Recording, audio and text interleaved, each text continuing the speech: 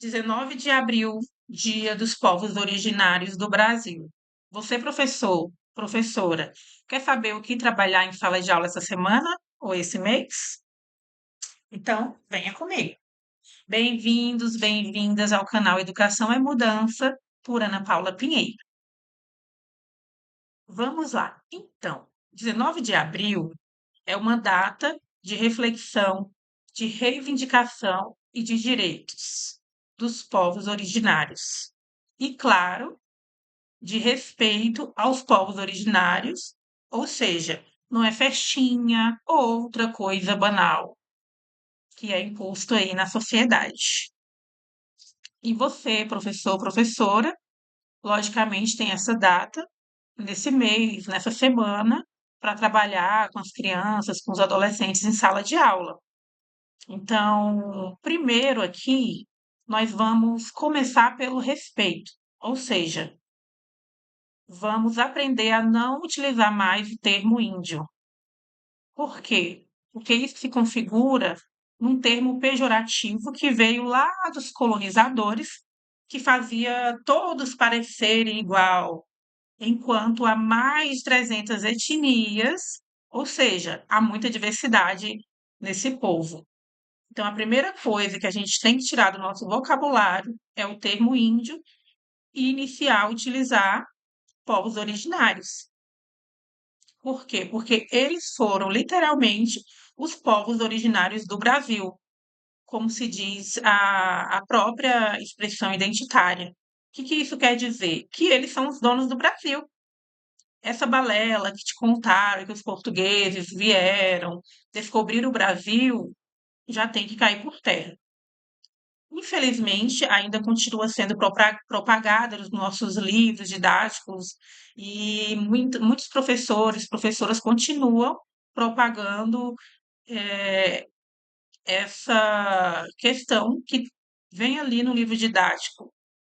Para você saber mais, você pode ler a minha dissertação, que tem como título Análise sobre a presença da temática étnico-racial em materiais didáticos da educação básica, do ensino fundamental nas séries iniciais do Distrito Federal.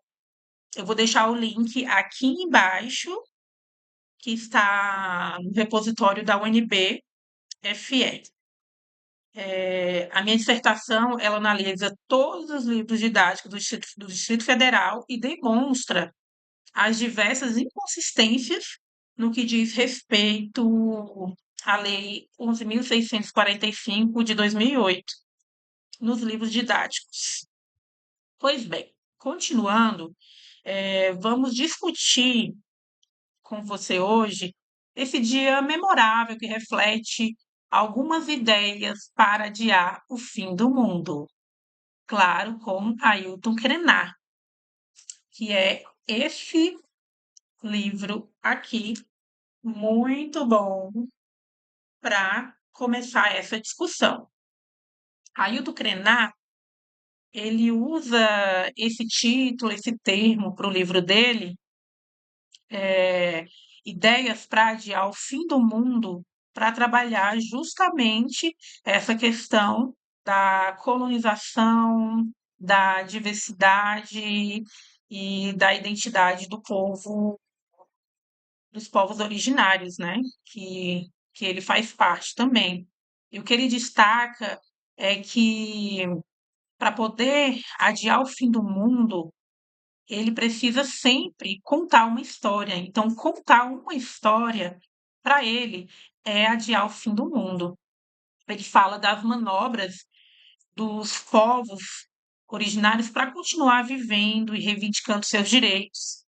Também discute o que alimenta a sua própria vida, que é a criatividade, a poesia que veio da sua ancestralidade, ou seja, da cultura ancestral, que tem mais ou menos 500 anos aí de resistência e, e também da questão do compartilhar, que todos somos diferentes. Ele destaca muito isso, que a diferença, a diversidade, eh, ela é visível, principalmente nos povos originários. Quando falamos dos povos originários, a gente precisa reconhecer a identidade ancestral deles, para assim querer trabalhar algo em sala de aula. Como, por exemplo, quem são, como surgiram, o que fizeram e o que continuam fazendo, pelo que lutam. É o que discutimos antes, né, utilizando o Krenak. Precisamos, antes de tudo, contar e recontar a história que foi inventada ao longo dos tempos para a sociedade. Como? Utilizando como Krenar as histórias, as poesias, a arte, tudo o que ele traz no livro que eu apresentei aqui hoje para vocês. Quer trabalhar isso? Quer trabalhar a verdade em sala de aula, no Dia dos Povos Originários? Então venha comigo.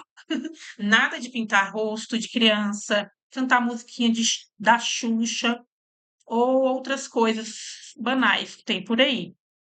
Mas a gente precisa trazer a subjetividade ancestral desses povos, que tem tudo a ver com o que eles pregam, que é a Mãe Terra, a subsistência no planeta, o respeito ao meio ambiente e a tudo que é ancestral. A gente pode se orientar no saber fazer, cuidar desses povos originários, no respeito que eles têm com tudo o que envolve o meio ambiente e nos direitos também que estão sendo negados para esse povo.